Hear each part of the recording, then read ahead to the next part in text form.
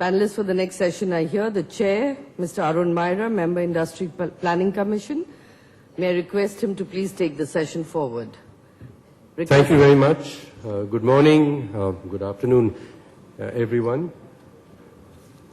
This session is on the role of public sector enterprises in the modern Indian economy.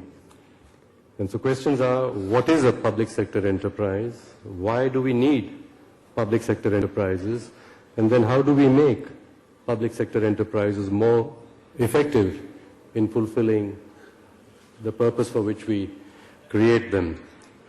We have on the panel with us so far three leaders of public sector enterprises in our country, Mr. Verma, Dr. Arup Roy Chaudhary. Mr. Verma, of course, is wearing three hats at the moment, as Chairman of SAIL, as Chairman of NDMC, and also Chairman of SCOPE.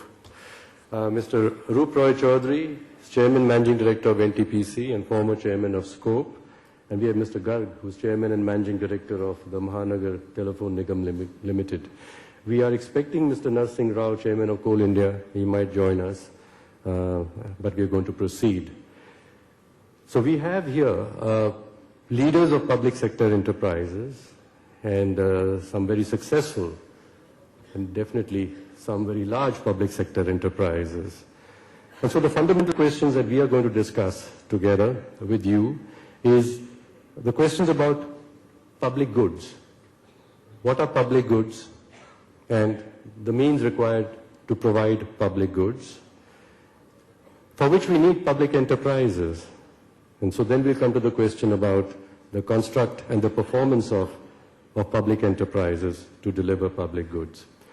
Before I get into further explanation, I want to trigger off from the notes that were put together by CII and put into our folders in the policy barometer, where under, these are CII recommendations to whoever is going to govern the country in a couple of months' time. And under governance, they have recommendations, bullet point number 2, align disinvestment target with gradual withdrawal of government from non-public goods and services, and transfer ownership of such enterprises to the public. In other words, we have to apply ourselves to this question about what are public goods and non-public goods, and then ensure that we have some form of enterprise which is appropriate to deliver public goods. But what intrigued me the most was this phrase, and transfer ownership of such enterprises to the public. My assumption was that when the government owns an enterprise, that's the widest form of public ownership. Whereas when you sell the shares to private individuals, actually you're reducing the public ownership of the enterprise. So this phrase about and transfer the ownership of such enterprises to the public is probably suggesting, I think we should buy back from the private owners and make them public enterprises again, but that's probably not what was meant. So there's some distinction between the public and private, which would be at the back of what I will now bring up before you, and ask the policing and justice should be owned by the public at large, by everybody, the state. Then we come to water, health, public transport. These are public goods. What form of organizations should we have to deliver these public goods? And here we come into the difficult questions which we will address. For example, in water and health, there is a matter of equity and fairness, that even if any citizen cannot afford to pay what is a fair cost plus price for that service, somehow the citizen would be entitled to it. So if the enterprise is being run on public limited company forms, limited liability corporations, accountable to shareholders, the private, its responsibility of the managers is not to make a loss, and they should not be providing a service to somebody who can't pay for it. But it must be done by the state. Public transport brings in the metros, for example, where investments required are very large and repayments are very long, especially if you feel that you should charge a small charge only to enable people to use this public service. Same point would happen in water and perhaps health too. And so, who's going to be putting up the money and expect to get paid over a long, long period of time? And so it's no surprise that 85% of the metros all over the world, including in very free market countries like Hong Kong, are owned by the state. But then we go further. Steel and oil. In our country, we chose to, of our own choice, as in the 1950s and 60s, to make these enterprises paid for, their investments paid for by real public money, because the private sector said at the time that we will not be able to raise enough money to produce these goods which India as a country and the public need. And of course it then went further into five-star hotels, and then you wonder, the service being provided by a five-star hotel is not for a person who can't afford to pay, it's for people who can pay. So then should there be any need to have anything other than a for-profit, privately owned, that means a company listed up maybe on the stock exchange, to provide such a service. So we have over the years, I think, drifted away from the reasons why one would have a public enterprise and then the performance of the public enterprise. I'm going to be asking the panelists two questions.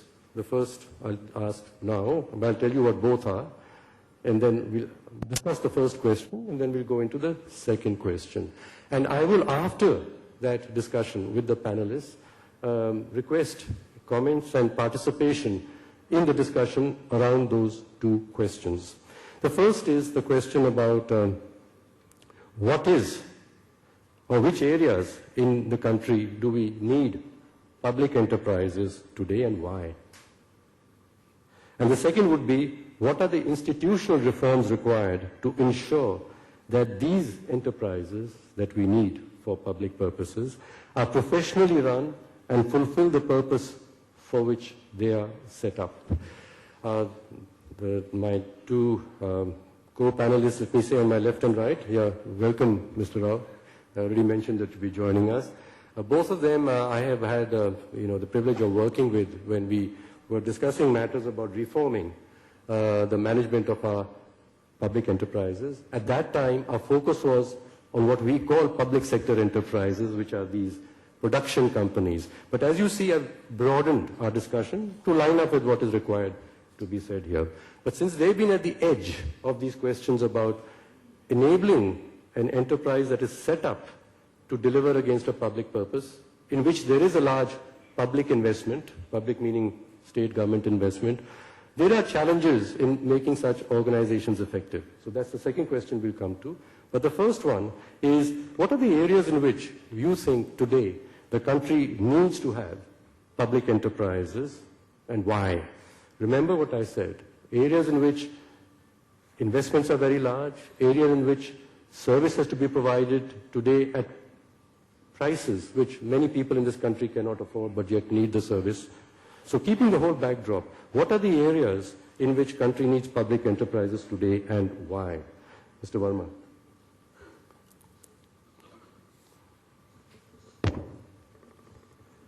Thank you, sir. So in my frank assessment and opinion, we don't need a public sector in India today in the present form in which public sector is working. We are having 229 public sector units working in the country, and of which bulk of them are profit making. But if you really see that more than 80% profit of the profit making of PSUs is contributed by the top 10 PSUs. Now, there were times post-independence that we used to call the public sector as a modern temples of free India or modern India.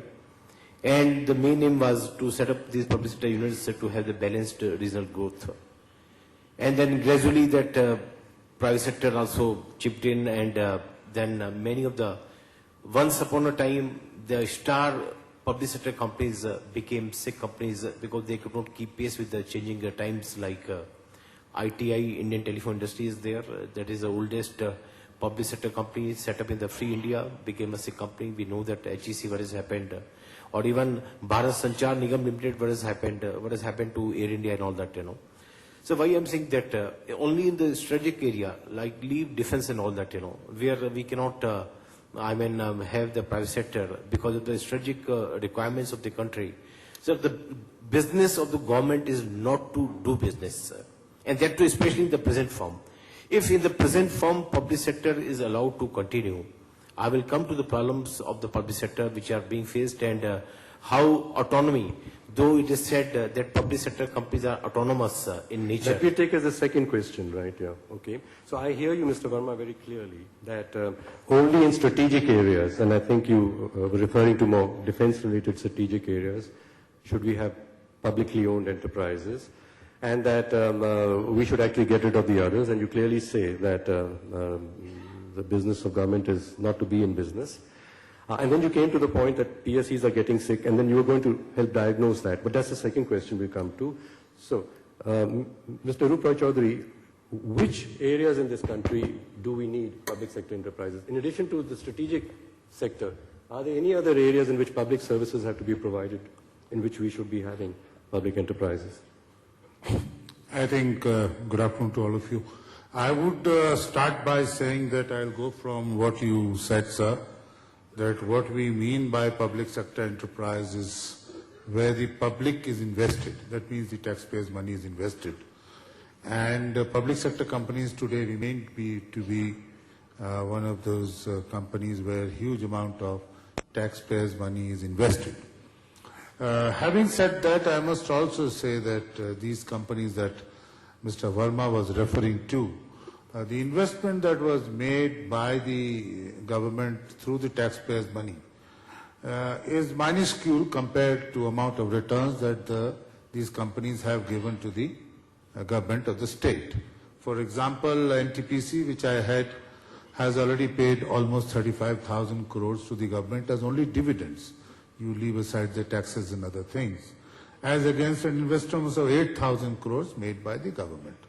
It is the interest of the government to maintain the public enterprise structure because it feels that through these institutions, and if you really go back to early history, there was no public enterprise concept. This public enterprise concept was not in the Roman era or the Greek era.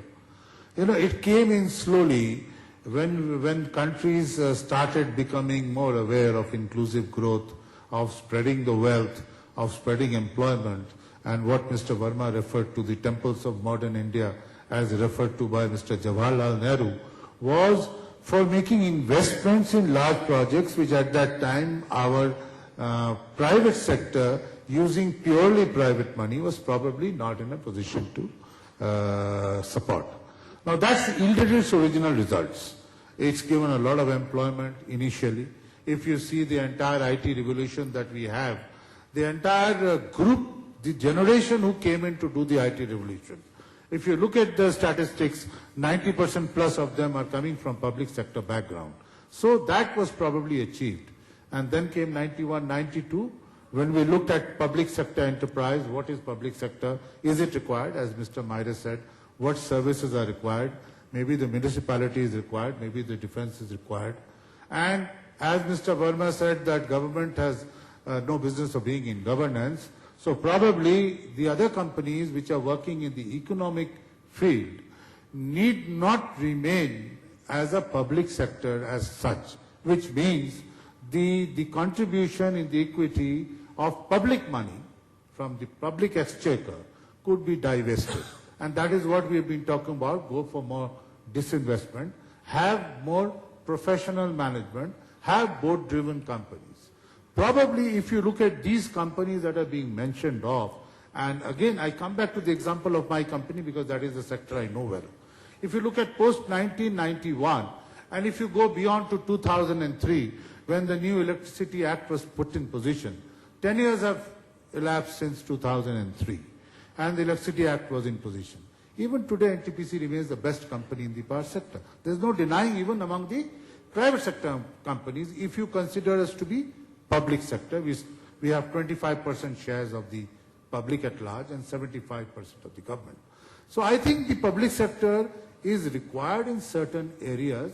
It's up to us generally to take a call as to how much we want to use them still in terms of social aspects, or do we want to really use them only as commercial entities. That kind of decision we'll have to take as a country. And we have to encourage these companies which are doing exceedingly well in the free world also, you know. They're doing very well in the free world, and you look at the response that an NTPC's share gets in the international market, and you see the amount of investment that it gets. So we must understand that. Sir, I will conclude by saying that we have to take really a very conscious call as to what we define as a public sector, in which areas we need to remain in public sector. No investment of taxpayers' money, please. Whatever we call today as public sector companies, those who are doing well do not require any money from the government. In fact, they can buy out the government share if the government allows them to. So these companies which are termed as public sector and working as private entities, how to make them freer to perform better, and to look at what kind of mix they have of the so-called heritage mixed economy. So with that, I think I'll close on the first question of yours. Thank you. You were, brought up some points even more sharply, which Mr. Verma raised. You mentioned that some public sector undertakings, and we're talking now about public sector undertakings that are in the business of business, so they're able to produce profits and returns, have generated a lot of wealth for the public exchequer because they have performed very well. But at the same time, as he named some, he mentioned the air company and I mentioned a hotel company and so on. There have been many public sector undertakings which have not generated any wealth, any return for the public money. So it's a question about how they are managed also, which is the second question we're going to come to, is that there will be areas in which we need a public sector enterprise for reasons of large investments or for ensuring equity, the point that you made. But they should be professionally run, well run. Otherwise it's not serving the public purpose. I'm going to ask for your views, or do we need a public sector enterprise? In what areas do we need them? In addition to what Mr. Verma and Mr. Raichaudhuri has mentioned, one area where the public sector, according to me, in the present policy form has a very critical role is in the harnessing of the natural resources.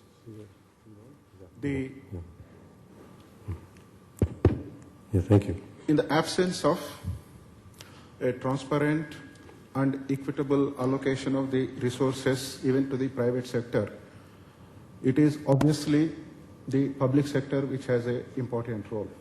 Now, even the areas where we have allocated following whatever the allocation policy, not necessarily the much controversial coal, but even your gas or even the spectrum, etc. That is the areas where either we have to have a absolutely perfect system of allocation, otherwise possibly the lower equilibrium of the efficiency of the public sector is really required. All of us are aware that the natural resources are the endowment of the Indian sovereign nation. Any benefit of that resource should go to the Indian state, public sector or private sector. Efficiently managing those resources, that part should be rewarded, of course, whoever is managing. Obviously, private sector manages more efficiently than public sector, there is no doubt about that. The second area is that still in the country in 2014, geographical areas where private sector may not be willing to really go there in terms of doing business there. Now, obviously, such areas where presence of a industrial activity there leading to multiple economic benefits, infrastructure, local human area development, etc. If such areas, that areas are not able to attract the private investment, we cannot really be leaving to them totally to the market. Obviously, the public sector has an important role. In my view, these are the two areas, certainly public sector, however inefficiently they are run, we need to improve the efficiency. Obviously, it's saying the obvious, but who else would really take care of that? If I may say a simple example for my first logic I'm giving about the natural resources, let's say take NMDC against about roughly numbers I am quoting, not exact numbers, against about 8,000 crores of revenue. If the company can make a profit of PBT of about 6,000 crores, assuming that suppose if the same, I mean they have paid the same amount of royalty as a private company would have paid. Now this is not necessarily the efficiency of either NMDC or Coal India or whatever it is because the resource has been given to them, they managed it possibly as well as possible. The same thing, had it been same 28 million tons of resource was to be produced by somebody else, it would have been the benefit to the shareholders, not necessarily for any great achievement of this company. Thank you. I think you're raising a very important question is about if the benefits that come out of the appreciation of the value of something, who should be the benefit where the original resource, which is the land, for example, belongs to the people at large. If the values of the land appreciate, then those values appreciation should go back to the people at large so they can invest it in something else. Whereas if you pass on the land to a private enterprise at a low cost or something, then the appreciation of the land results in value created in private hands. I'm essentially referring to the resource part. I'm basically referring to Okay, the resource I moved part. it, yeah. So you said, okay, the coal and the minerals. Yeah. Mineral resources. Fine. Right. But that also, if you leave the mineral fallow and use it and wait for a time, and you will be able to make the use of it. So it's a public resource.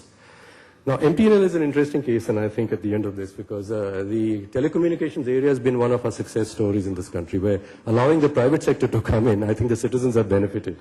So is there any case at all, or any part of the telecommunication industry in which we should have a publicly owned, that means a exchequer-owned company? Good afternoon. I say yes, because it's not only a strategic importance, but for balancing the market also. And many times government intervention may be necessary for their own policy or for intervention in market due to some reason. The telecom development has, or this development in the sector has been more due to the technology. It has not, I mean, I can definitely say the development or so much enhancement has happened. It has because of change in technology. We cannot say solely that it has been because of the participation by the private industry. No, the digital thing, 01 thing which came, that has changed the technology, and that has brought the cheaper products in the market and faster returns in the market. So private participation has succeeded. I don't say that it should be only PSUs or PSCs only. PSCs should be there, and for government it is necessary for balancing the market, and many times for some interventions by them. Their aim need not be making profit, but yes, they can be placed in such a way that PSCs do a job of a leadership job in the market because of no role of profit, no aim of profit, and secondly, the procedures and the transparency becoming better in PSCs. Okay, so here we will come to, with all of you in the public, this question about what should be public good. But you raised some good points that they could be, even in this area where my mind was sort of closed to say, I think leave it to the private sector, just think again. But the big question then is, whoever is the public enterprise that is performing that role for the public better be well run. And I think the one reason why we are in our country and elsewhere too, handing over to the private sector things which by logic we should say belong to be managed by a publicly accountable, to the public accountable corporation, is because the public corporation does it very badly. And that's why we want to privatize it, and then you run into other problems of equity and so on to do that. So all over the world, people have this need, as you point out, to have certain services, and I said, okay, police, you can go into courts, definitely owned by the public, run by a government. You come to water utilities, I mentioned public transportation, health, many other services that the government should provide, like productivity improvement services, quality improvement services, on which there's no money to be made, but the general environment of the country improves, and so you have public agencies that run these. And the rest of the world has been improving the management of these agencies. There are certain principles that you apply to make sure that these agencies are professionally managed and can deliver effectively the public purpose. So that then is not the reason for saying let's hand it over to the private sector. So agencyfication and better management of the agencies. What I've noticed, and I'd ask in this next question these two gentlemen to respond, and we'll get the others in and then yourself to comment, is that the public enterprises like yours and his are attached to a department of, and yours too, attached to a ministry and a department of government. So the money of the public through parliament and the ministry is through that ministry into yourselves. So you have a promoter who's got a large share in your enterprises. And what happens after that is that the promoters' nephews and nieces, who are the officers sitting in the departments, they keep running around and telling you what to do. Now, in a private enterprise, that's one thing you stop, isn't it, Adi? That you say, look, my kids and stuff, I've got a professional manager and professional governance. You can have a role on the board, I might give it to you, and you will say what you have to say on the board, but you're not going to run around every day and tell people that because you happen to have the owner's name, you can tell them what to do. But this is the problem, and the study that we did along with them about how do we improve the governance of our public enterprises, this was one of the issues. There were some others also. There was the issue of the vigilance matters. It really affects them. And we came down, there's a fundamental issue here, that our public enterprises are declared as the state in the Constitution. So all the vigilance that's required of things in the state apply to them, even though we are saying they are limited liability companies on the stock market. The deeper issue there. So that's problem number 2. The third one is the appointment of the boards and the chief executives. We say that these are now going to be competing with private enterprises, and they must, get their shares up in competition. And as the private sector has learned that you have a certain required governance structure if you want to be effectively managed and efficient. So in that, the choice of your CEO is one of the important decisions that the board makes, and you be sure that your CEO has sufficient tenure to produce a result. Similarly, you have a good board that can guide the company and the CEO. So the appointment of the board and the appointment of the CEO are very critical decisions to enable these enterprises to function. But we have the situation, why is he wearing 3 hats? Because there is a large public sector enterprise in the minerals area, which you said, and we need to have that, maybe in the state, but it doesn't have a chief executive for 2 years. The appointment of people on the boards are appointed again by the ministries. And many people who have been from the private sector joining, or eminent persons, the boards of these companies, leave very soon to say, like in Air India, I can't influence anything over here. It's all the nephews and nieces, if I can use the term again, so I'm not required over here. So that's problem number 3. Now, a solution to these problems, it's a far-reaching solution perhaps, was mentioned by the Rungta committee, which the Planning Commission had commissioned, and it's in their report, but the government is going to find it difficult to accept that. We said that the idea that you had, that at times you invest because you need to, you should be able to get out of that investment, and if it's business of making things, recover a lot of money and then use that money to invest in other things which you need as a public. So the idea of a holding company for public sector enterprises. So it's at arm's length from the ministries. Yeah. Okay. So that was an idea which is to there, which will get over the daily management problem. It would get over the appointment of CEOs and the board problem also. It will not get over the vigilance problem unless you change the constitutional definition of a public sector. So I'm going to ask both of you for your responses on what are the 1 or 2 big things in terms of changing the governance pattern or institutional pattern that we should do, which would enable a public enterprise, an enterprise that is required to perform a public purpose, to do its job professionally. I have said that to run a public sector company efficiently, we should have a professionally managed board. Now, what is happening practically in the management of a public sector company in India is there are 3 constituents of a board. One constituent is of the independent directors, And if a company is having a large number of independent directors, like many companies like SAIL is having about 12 number and all that, even among independent directors also we have 1 or 2 constituents, 1 or 2 groups. Second constituent is of the government directors. They think they are the owner of the company and company belongs to them. And third constituent is of the functional directors. Of course, they get united because there's the functional management. Now, in a board meeting, that of a big company I'm talking about, or any public sector company I'm talking about, now there's a clash of interest. These 3 constituents that, government directors always in the back of their mind that it's a government company, they are the owners, they are the owners with no responsibility.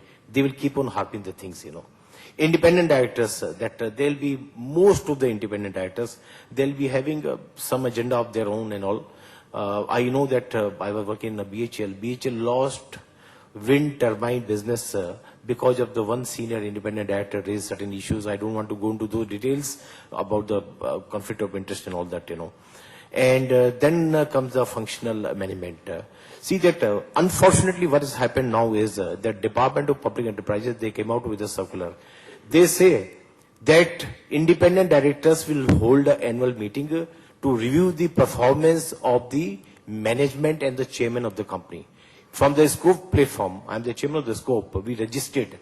May I see that we have to work like a cohesive body, one board, united board, and we are trying to divide the board. And then independent directors, on the selection of whom the chairman used to be a member of the selection committee earlier, till 1 year back. Now independent directors will meet, they will review the performance of the chairman, they will review the performance of the management of the company. Then on our, when we took up the matter very strongly with the Department of Public Enterprises, they changed the circular a few months back. They say no, that they will still meet independent directors. They will see whether there is a proper information flow to see that, the functions is being carried out smoothly. No, I don't subscribe to this. We are trying to divide the boards of the public sector enterprises. So I have said that in the present form, if we run the public sector enterprises, more than half are already sick. Many of them are potentially sick. Many of them are in the pipeline to become sick. Every public sector company in India, in the present form it is run, it will become sick. Now what is to be done So one important thing which Ms. Mehra has raised, and we fully subscribe, and we have taken up from the scope also. See, there has to be a separation from the ownership and the management. And see that today all the ministries, they don't have any role to play. What is the role of the Steel Ministry to run the Steel Authority of India? Steel is a deregulated item. I had to produce steel. I had to sell steel at the market price. What is the role of the Ministry of Power in power sector companies? What is the role of other telecom and all in running the telecom service providers? So there has to be a separation of ownership and the management. And the holding company concept is we are, from the scope side, we are strongly recommended and we are suggested to start with, because we have to make a change by evolution, not by revolution. So to start with, let all the Maharatna and Navratna companies in India, which is 25 number, let there be a holding company. The board of the holding company will be consisting of the professionals, or and they will decide. And these holding, these 25 number of companies, they will become the subsidiary company of the holding company. They will not come under any individual ministry. They will come under the administrative control of the Department of Public Enterprises. The holding company at the beginning of the year, they will set the targets of the individual subsidiary companies. To start with, we recommended only Maharatna and Navratna, which is only 25 number. And then on a quarterly basis, they will review the performance against the targets which have been given to the subsidiary company. So there is a separation of ownership and the management, so that there is a greater autonomy to be given to the public sector companies. Because see that today, the way we are running it, a lot of interference which is happening, that many people may accept, many may not accept. Sitting at the helm of the affairs, we know what happens, but not happens. If we continue to run the affairs like this, if we don't intervene, believe me that most Bharat Sanchar Limited, they were earning about 7,000, 8,000 crore profit. You know that today equal amount of loss they are earning every year. You have seen Air India, you have seen other companies and all. I don't have to tell you that what is happening. And I have made in my initial remarks that 80% profit of the profit-making companies coming only from the 10 PSUs, and which are again sitting on the monopoly, like I'm holding the additional charge of NMDC. And as our Coal India Chairman, Mr. Rava was saying, My turnover is 10,000 crore, we earn 10,000 crore profit. But we are sitting on a huge pile of iron ore reserves that. So there's a natural resource which we acquired and not that. Of course, efficiently also I will say that we are running at, our operating cost is $15 per ton, which is the lowest among the iron ore making companies in the world. So friends, what I was saying is that in the present shape, there are many ills of the running a public sector enterprise. We have to have more autonomy, more professional freedom to be given, and these things have to be done. Selection of the chief executives and all will be done by the holding company. Today we are having the public enterprise selection board. Now whether they select a chairman of a Maharatna company or whether they select a director of a D group company, is the same board which will go into.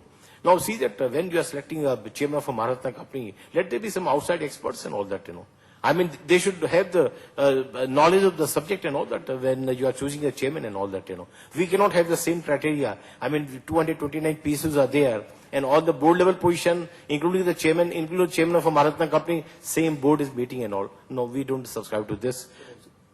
This is very passionately put, you can see that. Thank you. From the chairman of Scope, on behalf of all the public sector undertakings, he's saying this. So you were the chairman before. I want your views also. You spent quite a lot of time, you've been quite outspoken also on this matter.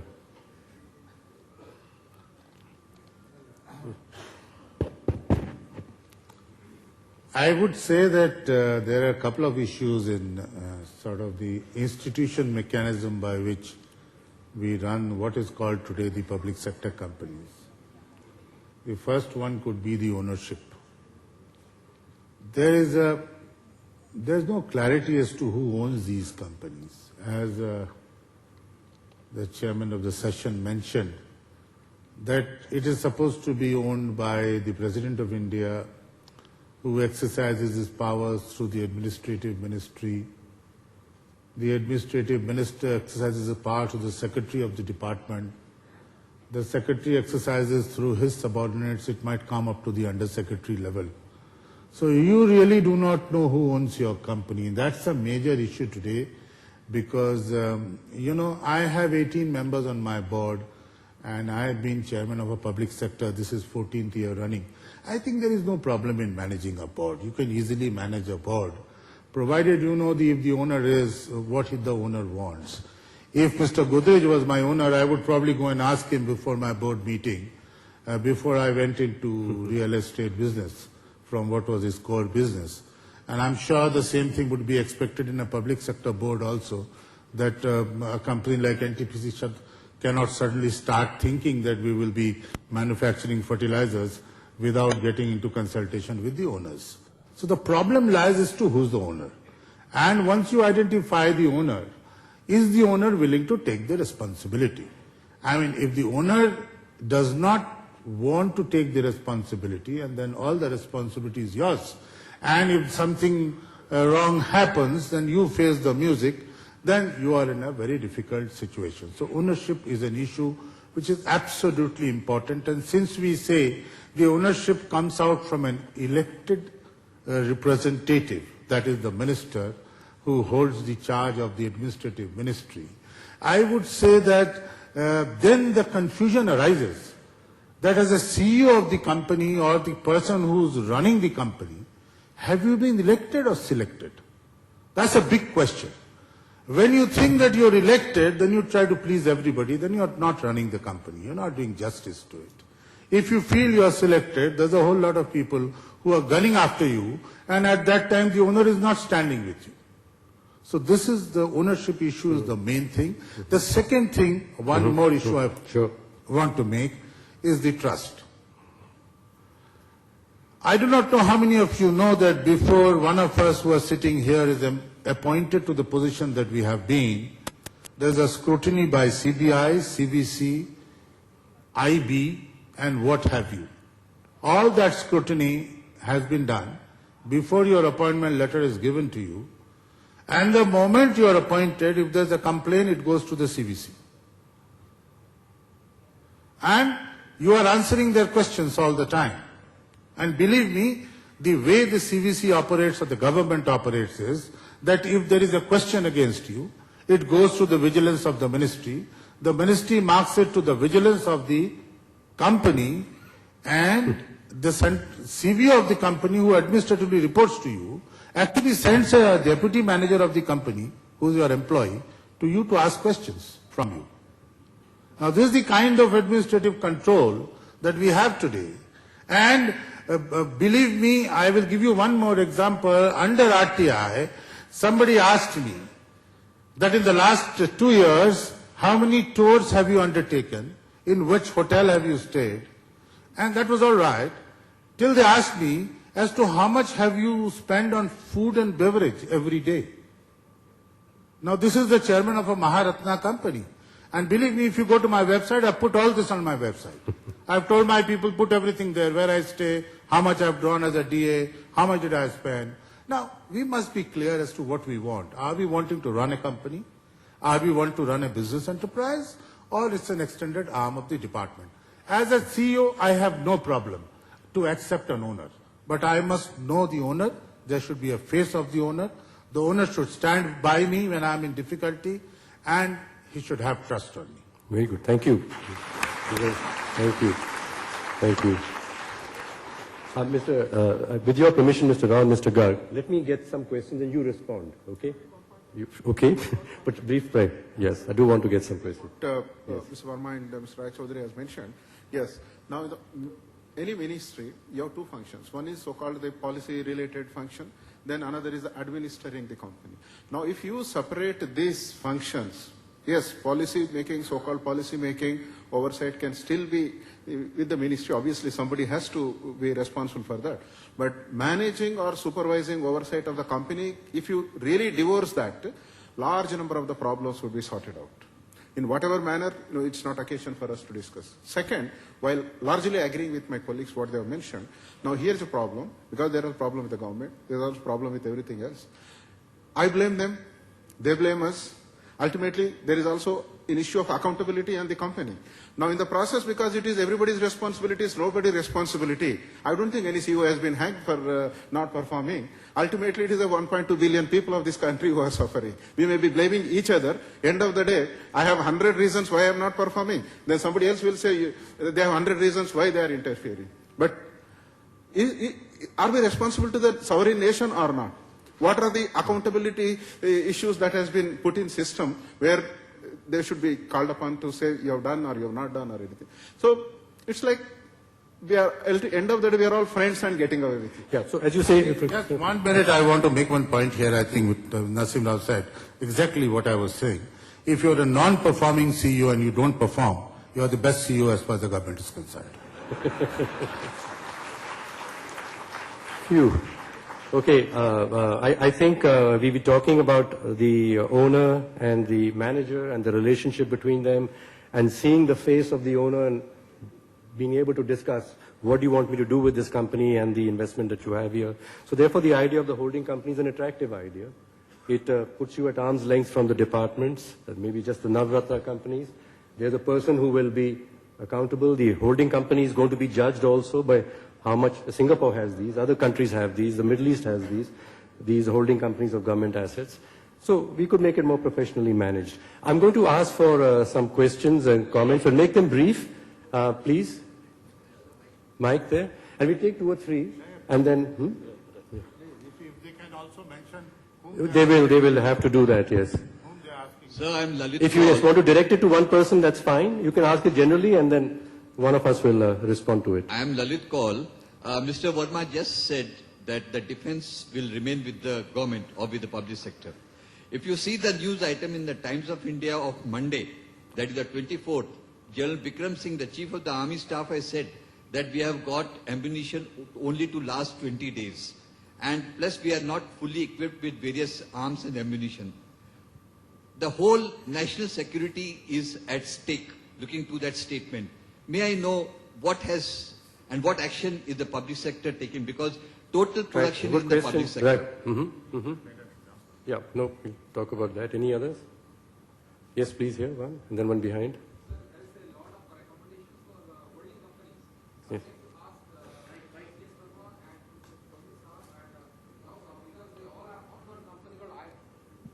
Yes, they have formed a very good company called ICVL for procuring raw material assets overseas and in India. But unfortunately, the company has not done so far obtaining or securing any asset overseas. So there is a discussion about holding companies, and there is a company which already formed by Coal India, NMDC, Cell, and NTPC, but it is not performing. So what is the... We'll answer that, yes. Yeah, you do that one, and you do the first one. The one person at the back, just there. And let's, after this third one, one more, last one, fourth one, and then we take some. We'll come back to the next round. Yes, please. Rakesh Gupta. I want to present the question to you. Mr. Maira, you asked which are some of the sectors in which government should, monitor. What about the Not water? monitor. Water means it should be in the... Performing. Performing, yeah. I want to ask about the water management, some states we have perennially floods, some states we have perennially drought. I mean, who is responsible, or why should the government, or should the government not involve themselves in sort of an equal distribution so that we don't waste our resources on them? Okay, I think with your permission, these three are very big questions, right? The first one is about defense. You said it is a strategic sector, and therefore government should be in the production of defense goods perhaps, but we are making a mess of it. The second was he called it a holding company, but I don't think it's a holding company, but you might clarify that, ICVL. And the third was a bigger question about how do we manage a scarce resource like water in the country. You go first. You go. All of you can answer the first three questions. Leave the water one to me to introduce a different framing of that question. Okay? Defense one, I think he can take it because Right. See, when I said that industry like defense, which are of the strategic importance, I give only example of defense. My prime concern was that industry which is of the strategic importance. But yes, like ordnance factories and all, they are not able to meet the requirements of the country and all. So those are commercial undertakings. So I never meant that these commercial undertakings, we have to take a view. See that those which are running public utility, like we have said, rails and all, even in Japan we have seen that, even the essential utility like postal, railways, they were denationalized and all that, So we have to take a call, those which are of the strategic importance only that we have to run by the government. Otherwise, government doesn't have any business to remain in the business. Now about ICVL, which is said, it is not a holding company, it is a consortium company led by 5 companies, SAIL, RINL, NMDC, Coal India, NTPC. SAIL chairman, I happen to be the chairman of ICVL also. The company was formed 3 years back. By taking a decision not to acquire assets last 3 years was a good decision today. Let me tell you, 3 years back, the coking coal price was $300 per ton, was $125 per ton. 2 years back, it was $350 per ton. And today, it is $110 per ton. We made many bids. And in fact, many of the bids, 2 of the bids were approved by our board also, approved by the ministry also, went to the cabinet. But somehow the prices were falling down. We took a decision not to acquire the asset. So we are not here to acquire any asset in a tearing hurry or lot. See, to take a decision not to acquire asset in the volatile times is also a very good decision. And I think the company had done wonders. And by not acquiring an asset, it has brought good fortune for the company. Otherwise today we would have been saying that there have been a complete erosion of the wealth of the company. But now the times are very good and we are fully besieged of the opportunities and we are taking action. Any of you, right? I think I will also just take a shot at the holding company concept. I think what Mr. Verma meant, and I support that, is that the holding the wealth of the public sector in one place, which means you have a body like SASAC in China or Temasek in Singapore, where the ownership lies with these holding companies. They send their directors on the board, and that director represents the CBC, the CVI, the CAG, all combined together, a decision which is taken and then is allowed to go forward. Now, why the JV did not succeed, I think he's given you a reply. I think if it had succeeded, we would have all lost our jobs. We would not be sitting here. Somebody would be sitting here. Thank you. Mr. Rao, you want to comment on these or wait for other questions? Wait. How about you? Wait for some more questions. All right. Let's look.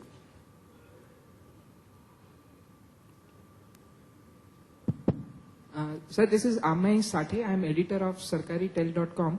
My question relates to Dr. NTPC CMD, which he raised about RTI. Do you feel the purpose with which the RTI was enacted, has it lost its relevance? Any other questions? Yeah, one here, right up here. There are two here on the same table. Hello, good afternoon. I am Ravinder Singh. I am inventor. Sir, the problem is that, for example, Delhi Jal Board, I read from the newspaper that, General Admiral Mehra, he was governor of many states. And, he has an electricity bill and a water bill problem. And it took nearly 13 years to get the judgment from the consumer courts. Even consumer courts, are not able to, perform. Even, government offices, bureaucrats, Delhi Jal Board is a government organization. They are not able to take proper decisions, even the billing problems they are not able to address. And this is a very, very challenging situation. Even a governor has to, run after consumer courts for 13 years at 3 levels. Yep, okay. And this is a very, very big tragedy, So the question, or that's just an observation? Question is that, there is a bit, you can say, lack of training or something, with our public sector undertakings. Right. Yes. Okay. My name is S.C. Kapoor, and I work with the Association of Synthetic Fiber Industry. I have been in public sector, and I was a CMD of public sector for a very long time. The question of independence has gone on for a long time. I only have the comments. One comment, you have not taken into consideration that the government was forced to take certain companies which were lying sick under Section 18AA of the IDR Act. And some of those companies which were rendered sick by the private sector have been revived. And one of them was the company I was heading called Hindustan Vegetable Oils Corporation. A very difficult subject to handle, but we competed with the likes of Dalda, Mr. Godrej was sitting here. But now you asked one question. You said, who is the owner? In my view, it is the CMD who is the owner. And he should act as an owner. And he should not be bothered about his extension. I didn't get my extension. I was axed. Despite the fact, I think we got. This is something, right. You are the owner, you must have the guts to tell the minister that you are the owner. I tell you what, we have only 5 minutes and we need some response. I'm going to take, with your permission, the question at the back. We need to get the back in, and then let's have some response. Yes. Sir, we basically design tunnels for hydro, metro and all projects. Who's you, your name? My name is Murthy. We are from Project Engineering Group, PMS.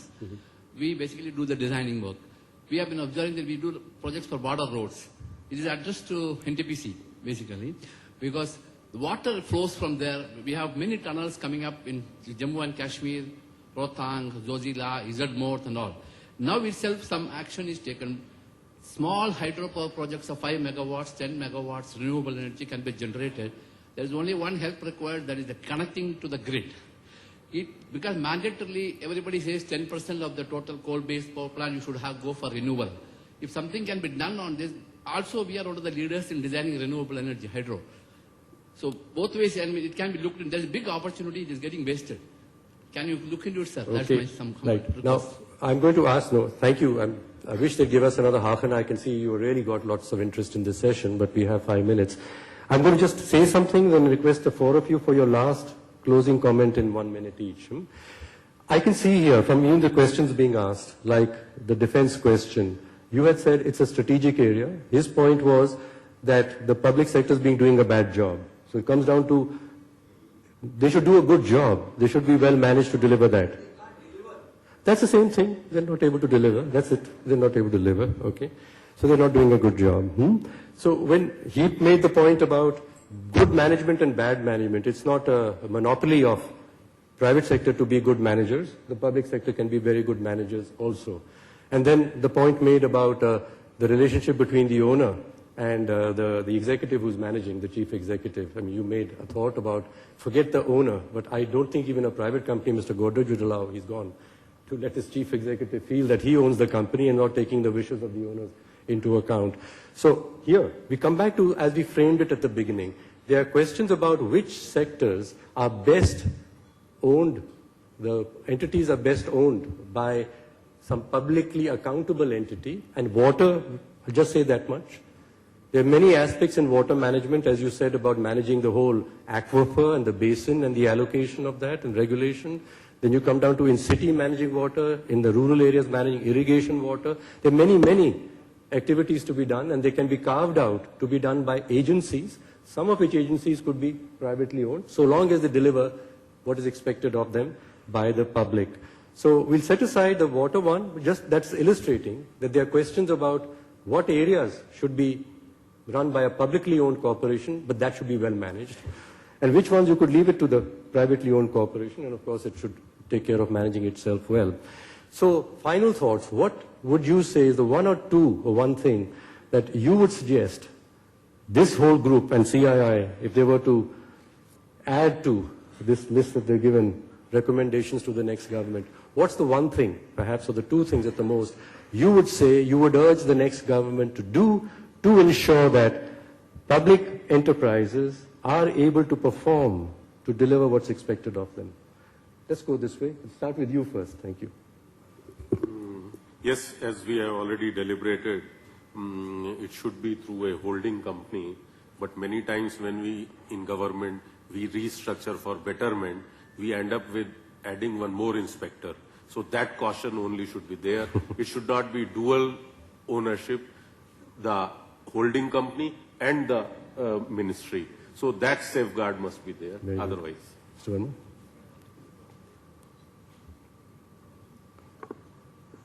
My view is the same, that in the present form of the public sector management, public sector cannot prosper in India. With the passage of time, more and more companies will be joining the list of the SIC public sector companies in India. There's an emergent need for the separation of ownership with the management, and holding company concept is one of the mechanisms to do that. And then number of reforms and all, and some of the reforms have been mentioned in the Rungta committee also. And from the scope we had taken up, there was a group of ministers constituted, recommendations were made to the cabinet. Somehow this could not be passed by the cabinet. So this, in the present form, I mean, things will go worse from bad as of now. So we have to take up, and one of the foremost thing is the separation of the ownership with the management. Very good. Mr. Rup Roy Chaudhary. I think CII needs to do a little bit, since it's taken this initiative, in trying to take sectoral initiatives. There is no public sector or a private sector when working in a sector.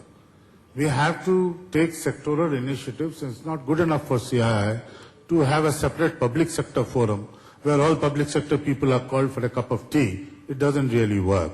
You have sectoral approach on the industry. You have a mindset on what kind of returns you're looking at. If you're in a power sector, then what is it that you're looking at? Are you looking at an ROE of 15.5%? Or are you looking at windfall profits? Let that be known to public and private sector together. Believe me, there are gains to be taken from both sides. In my earlier avatar, I was heading a company which was in construction, and I turned it around to real estate. And I took advantage of the private sector story. The private sector was making 100% profit. This company started making 25% profit. It became a turnaround story, and people are talking about it. So there are takes from both sides. They should have sectoral, CII should have sectoral initiatives in which the industry issues to be discussed threadbare and an advice to be given to the government which is coming in position. Thank you. Mr. Rao? I don't think I really can summarize the entire gamut into 1 minute, but certainly it need not really be the holding company. It can be a managing committee. It can be just a like a ministry. Like I think it's SASAC is not really a holding company. SASAC is only the management committee, so that it solves lots of the legal and corporate related issues also. I mean, a lot can be discussed about that, but certainly that the divorcing the day-to-day managerial or supervisory role of the ministry can be severed to the extent possible. That's what I intend to say. Okay. Let me just conclude in a minute. I think we've come down to this, that there will be continuously many areas in which we need to have a publicly owned company. And we must, as a society, continuously determine which are those areas in which we now need them and ones in which we no longer need them. So disinvesting from those areas in which we don't need a publicly owned company and let that be more into the private sector. But since we will need publicly owned companies, we better make sure they are managed very well. Many countries across the world, including the United States, have publicly owned companies, publicly owned enterprises.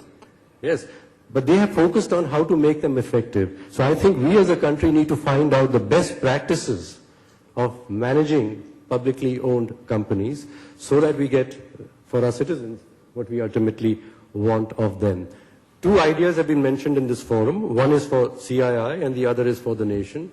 An idea which will be a first big step towards ensuring that we can get more professional management, good management of public undertakings. Mr. Verma said that for the Navratnas at least, have a holding company, and he was talking about a holding company which would be the investor, which would appoint the board or have a say in the appointment of the board and appoint the chief executive. It would receive the performance from this company. It would take decisions of selling the shares of the company to invest in other public important areas to do that.